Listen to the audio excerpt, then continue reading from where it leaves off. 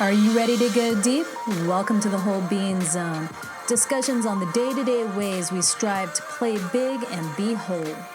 Welcome to the Whole Being Zone. This is Wendy Reese Hartman, your host, and this is episode 135.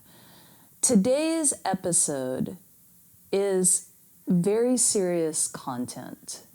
It is something that, quite honestly, I have not stopped thinking about since I recorded it. It opened the floodgates of my heart for creativity and contemplation and soul searching. I think you will experience something similar. I do want to share with you that the content at the beginning is very, very heavy. It's very, very difficult to take in. But if you will stay with this, even if you have to pause it and come back to it, if you will stay with it, I promise you, and I don't make promises I cannot keep, I promise you, you will be so grateful that you did. So with that, let's get on with the show.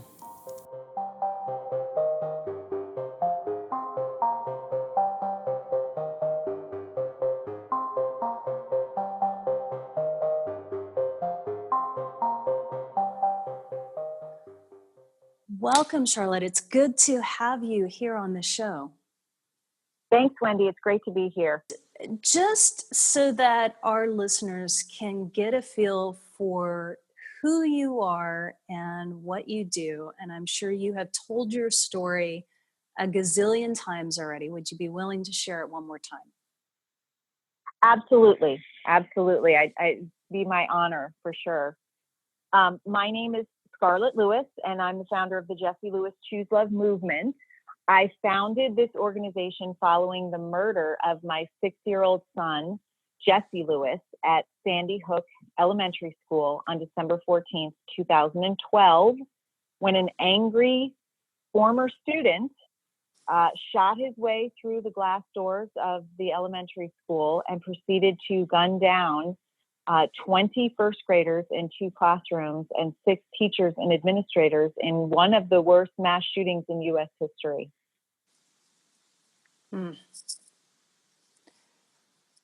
That is horrific. I know that's a lot, right?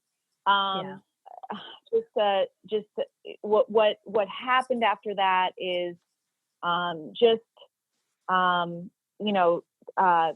Jesse had an older brother who was 12 years old at the time. His name is JT.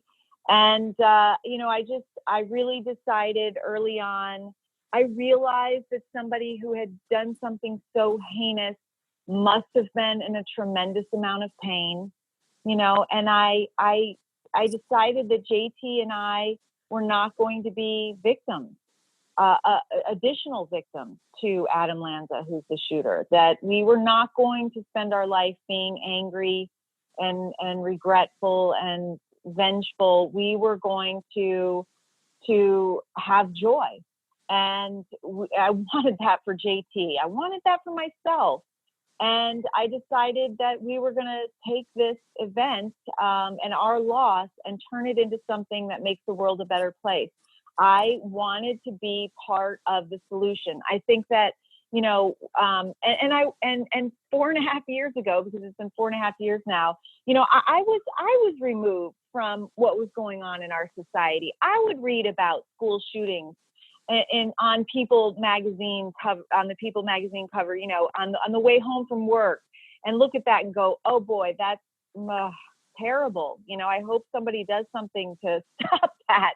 You know what I mean? Like, yeah. I never in a million years thought that it could be something that I could be a part of solving. And but then, of course, I think in the back of our heads, we think, well, those things, they happen to other people. They're horrible. They're terrible. My heart goes out to them. But they really don't happen to me until it happens to you.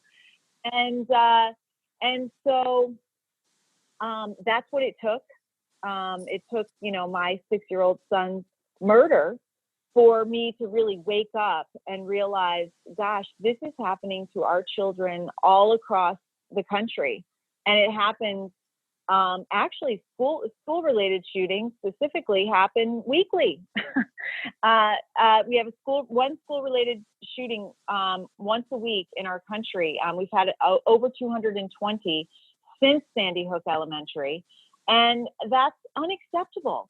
I mean, it's to the point where, we in our society, we are very reactive. So what are we, if you look across the country, what are we doing? We're putting in place more safety protocols, which is great, right? But we're chasing the problem. We're not really getting down to what the root of the problem is. And the root of the problem is disconnection. It's lack of emotional intelligence for these kids. It's not being able to manage their emotions. It's not understanding how to have healthy relationships. Bottom line, we all just want to love and be loved, right? And a lot of what we see out there is lack of love, and not blaming anybody, right? I'm not blaming anybody. I'm just saying that I wanted to be part of the solution, and I think too often we think somebody else is working on it. Our congressmen, our legislators, our president, they'll fix this problem because it's a big problem, right? And they're on it. Guess what? If they could have fixed this problem, they would have a long time ago.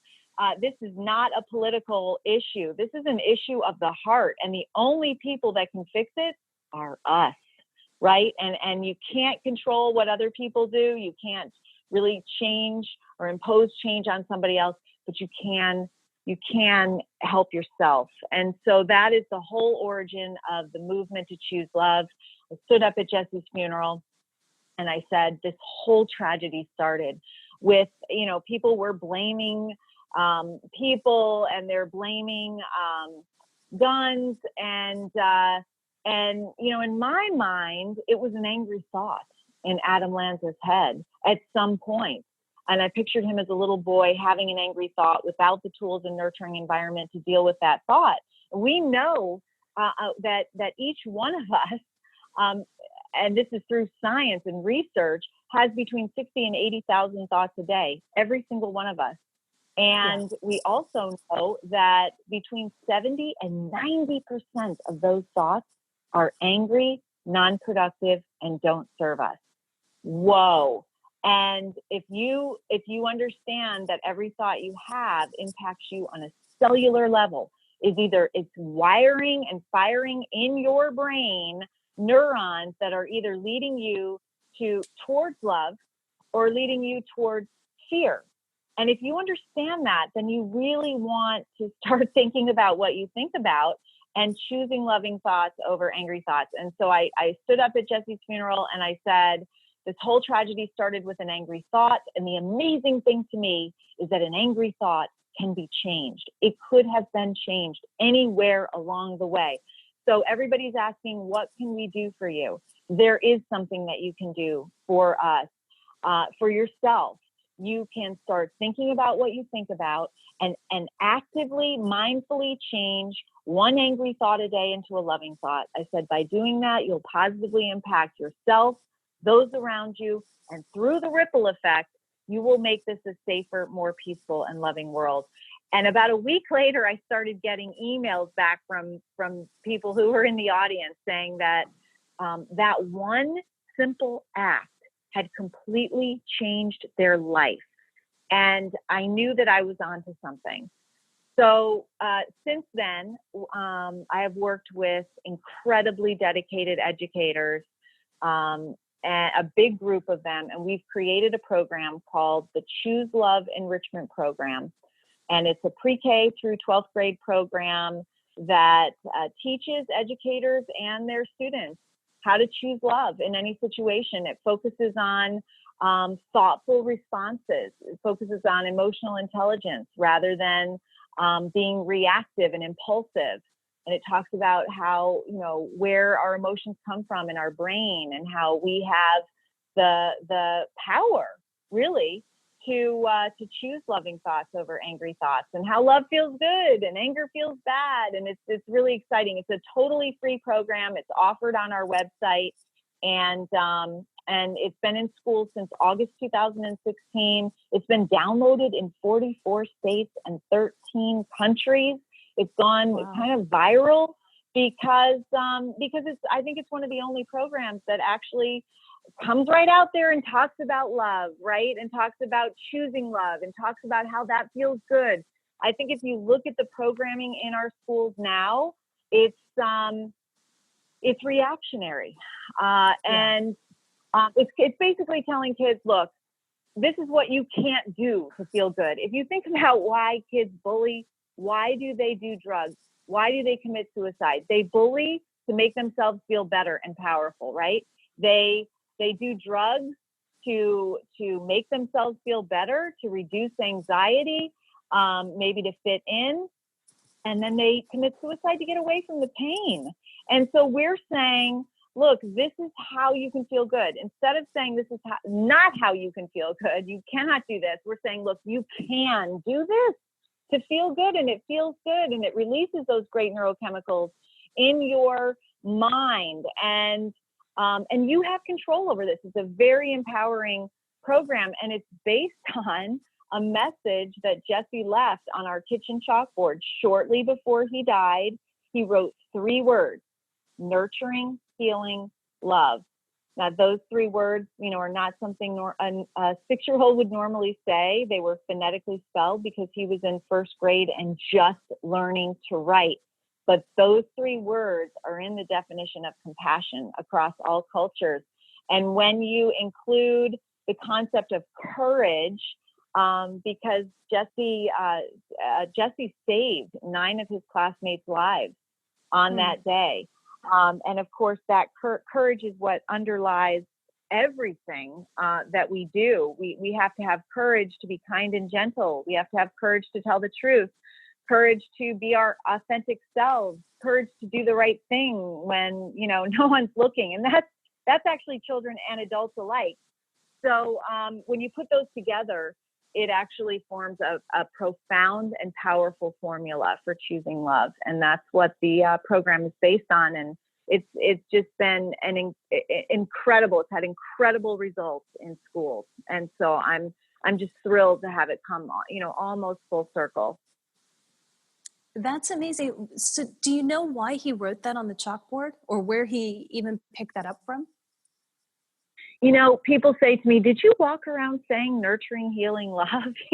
But I was a single mom, am still a single mom, 2 boys, right? So, and my boys, I actually brought them to one daycare early, and then they were bused to another daycare because it closed later. I worked long hours.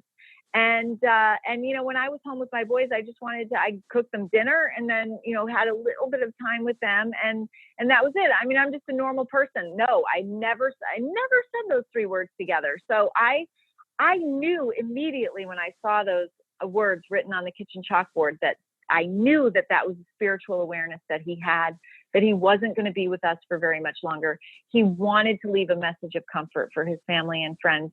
But even more than that, I believe that it was inspiration for the world, and I knew I would spend the rest of my life spreading that message. And by the way, I also knew that if the shooter, Adam Lanza, had been able to give and receive nurturing, healing love, that the tragedy would never have happened.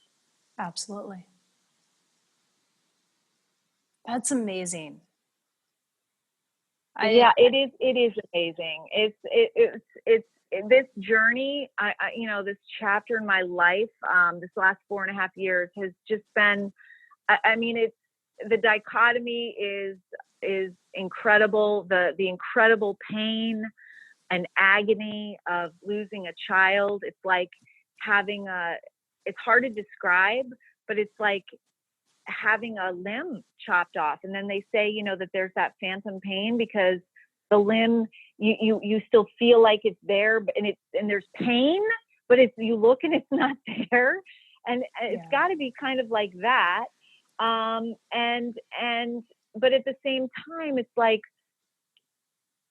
it's given me, that pain has given me the gift of just having tremendous perspective of what's important. And I got to tell you, there's not a lot that's too important to get upset over.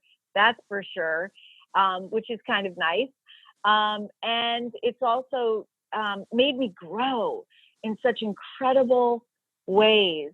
I look at who I was on December 13th, and I look at that person, and she was a good person. She was trying to be, the best person that she could with the skills and tools and knowledge that she had on that day. But I look at the person that I've turned into, over the experiencing this vast amount of post-traumatic growth. And I feel like I've grown so much, and I'm so thankful for that growth. And I would never want to go back to that person that I was the day before the tragedy. But at the same time, I would give everything up to have one more second with Jesse. But that's not possible. So I just mindfully kind of sit in gratitude for all the growth, all the experiences, all the people that have come into my life. I just feel like they're all gifts, and it's just been an incredible, meaningful, and purposeful journey. How is your older son doing now? JT is doing really well. He was 12 years old when his brother was murdered, and we had a hard time. I mean, I think from the outside it looked like we had a lot of help, but we really didn't. It was, all of a sudden it was just JT and I again. The boys are 6 years apart, and the interesting thing was, I didn't go back to work for a while. He didn't go back to school for a while, and after about a month, I would go into his room and I would say, JT, do you feel like going to school? And he would say no. And I would feel relief. I did not want him to go to school. I had sent one child to school and he didn't come home. So I really didn't know what to do. And so I called the school, I called the counseling department, and they kind of said, I don't know, we're traumatized here. I said, well, we haven't heard from any of the teachers, and I'm not sure what to do. And what really saved us was a group of orphan genocide survivors from Rwanda who reached out to him via Skype and said, JT, we heard about what happened to your little brother all the way over here in Rwanda, and we want to let you know how just horribly sad we are for you, how sorry we are. We wanted to share our experience with you, something that happened to us when we were kids 20 years ago, so that you will know that you will be okay and feel joy again. I remember standing behind him, hearing those words, and it was the first time that I considered that I thought, okay, here's someone that's credible, that's been through something worse than we have, and they're saying that we're going to be okay. So they were young adults, and they went through their horrible tragedy, having their neighbors whom they lived next to their whole life break down their huts with machetes, murder their parents in front of them. Just horrific stories. Somehow getting into an orphanage with physical wounds. And they said that when their wounds healed, they began to sense this profound sense of gratitude. And then they made a choice to forgive, knowing that if they didn't forgive, they might go down the same path as the killers did. They call them the killers. And then they found meaning in their suffering by stepping outside of their own pain and sharing their story like they were doing with JT, which is amazing, because it was this, it's like this formula for choosing love that I was talking about before. It was the same formula that Jesse had left on the kitchen chalkboard, because nurturing means loving kindness and gratitude. Healing literally means forgiveness, and love is compassion in action. When you have the courage to practice those three character values in that order, you're choosing love. So JT turned around after that and went back to school the next day. and started an Wow. organization called newtownhelpsrwanda.org. He literally said to me that night, Mom, those kids reached out to me in love, and I'm going to reach back out to them, and I'm going to start raising money to send them to university, because they explained, they were subsistence farmers. They were never going to have electricity, never going to have running water, and he wanted more for them. And so he went back to school. He created these little bands that say Newtown Helps Rwanda, and he started raising money. And within a couple of months, he was able to Skype back to that group and announce that he had raised enough money to send one of that group, one of the orphan genocide survivors, to university for 1 year. That was $2,000. So it was $1,600 for the tuition, and then $400 for their part of the family unit, because they're orphans. So their families now are groups of orphans. And she had 9 people in her family. Her part of the annual expenses was $400. And if she didn't earn that, the family unit broke down. So he understood that. And so then he made a personal commitment to raise the rest of the money, went back to school, did that. And in the last 4.5 years, he's sent another orphan genocide survivor to graduate school. He has helped build self-sustaining fish ponds for former children's soldiers in Uganda. He's helped countless severely traumatized kids in Connecticut. And the lesson in this for me and for all of us is the extreme healing power of doing for others, right? Because JT he refused to go to a therapist. At all. And the only thing that he does for his mental health, for his healing from trauma, is doing for others. And it is so incredibly powerful that I think that it's more powerful than any drug that you could take, any prescription drugs, because he has literally, and healing is a lifelong journey, but he's healing himself by doing for others. It's just so incredible. I'm watching it happen, and it's so powerful. That's amazing. And has he decided he wants to go to college? He is going to, he wants to go to UConn, and he is a script writer. So he is he's a very focused and driven guy. He loves comedy script writing. So he's so talented. He works at it all the time. He's also on the football team. So he's going to be the kicker for the football team this year. And he's real excited about that. That's amazing. There's so much that I could say, but words are simply failing me at the moment, which anybody who knows me knows that's a rarity. What is something that you would like to ask of the listeners? Oh, wow. Well, I would love for everyone to join the movement to choose love. I think that it's gonna come down to us standing together and creating the change that we want to see in the world. It really, truly is. And that just means choosing love for yourself. It means spreading the word in your communities about this free Choose Love enrichment program, right?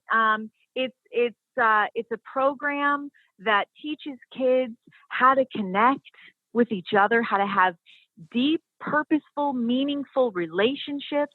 It teaches them emotional intelligence, how to label and manage their emotions. It teaches them responsible decision making. It teaches them how to be aware of their self and others. I mean, it is 21st century life skills. So much research has been done behind teaching these kids these tools, skills, and attitudes that shows that it's even more important than academics for their lifelong goals and learning. And kids that are taught these skills have higher grades and test scores, higher graduation rates, I mean, there's decades of research behind this. And there's long-term research that shows that it even reduces substance abuse.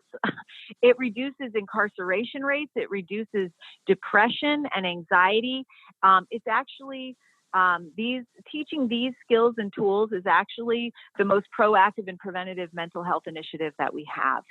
And so I would highly suggest and ask that, and this is free, right? It's absolutely free. Taking this free program, take it into your kids' schools, talk with your principals, say, hey, this is a great resource. Do we have anything like it now? And if we don't, would we consider putting this into classrooms? Maybe even starting out with a few classrooms to see how it works, and then expanding from there. If they do have something, would they consider doing the program with it? Can you imagine a generation that grows up that is connected to one another, that basically chooses love, right? That understands that they can choose love over anger, and that love feels good. They can have healthy relationships. It will definitely create a safer, more peaceful and loving world. I mean, I just keep coming back to this. To be diplomatic, I say this is a solution to what we're seeing in our world. But in reality, I think this is the solution. I don't know of another solution. And I know that we need to do this now, because I know that the issues that we're experiencing, bullying has increased since we started tracking it in 2003 by 21%. We have more suicides now than murders in our country. We had more deaths, more drug deaths last year than deaths by cars or guns. And we've had more drug deaths last year than ever before. So, I mean, and I love the Margaret Mead quote. I think about that. I'm going to paraphrase it because I haven't memorized it, but it's like, never doubt that it's a small group of just dedicated individuals that create great change. Indeed, it's the only thing that ever has. We're going to have to be the change that we wish to see in the world. And this is a way to do it. So I invite people to come on board. I say I take my part of the responsibility for what happened to my son on December 14th. And by saying that, I mean this. I mean that we're all responsible for our actions and our inactions. And we are very powerful human beings. We don't always think that we are, but our actions, our thoughts, which create our feelings, which create our actions, we have a wide range. There's research that shows that there's this thing called the ripple effect, and that we can impact up to 3,000 people. And so we're impacting people whether we know it or not. There's this ripple effect, and we can do this in a positive way or a negative way. And so I just really feel like it's going to be up to us to fix what's going on, to make this a safer, more peaceful and loving world. So I invite other people to help me do this, right? Become a part of the movement to choose love. We're on all the social media. The program is available on our website. You can download it. It's pre-K through 12th grade. I'm available to speak to your principal or your superintendent. I can even fly out to your school. I can, because I'm so passionate. I've really dedicated my life to this. I've seen over the past couple of years how incredibly powerful this is. We have saved and transformed lives over this short period of time with the program. And it's so incredibly, thrilling isn't even the word for me. I just sit in gratitude every single day, just absolutely amazed at what's come out of, just a horrific incident, and how much beauty and love has come out of it. So that's what I would ask, that they help me, that they join the movement to choose love and help spread the word. So I want to double dog dare this to the listeners. If you don't have kids, that's not an excuse. Join the movement. Start using these lessons in your own life. Start your own group. Be the support for other parents that are in your life. If you are a parent and you go to your principal and they give you resistance, don't let that be the door shutting for you. Do this on your own. Do it for your children's friends. Get other parents who are willing to bring it in somehow, some way. This is a non-negotiable, y'all.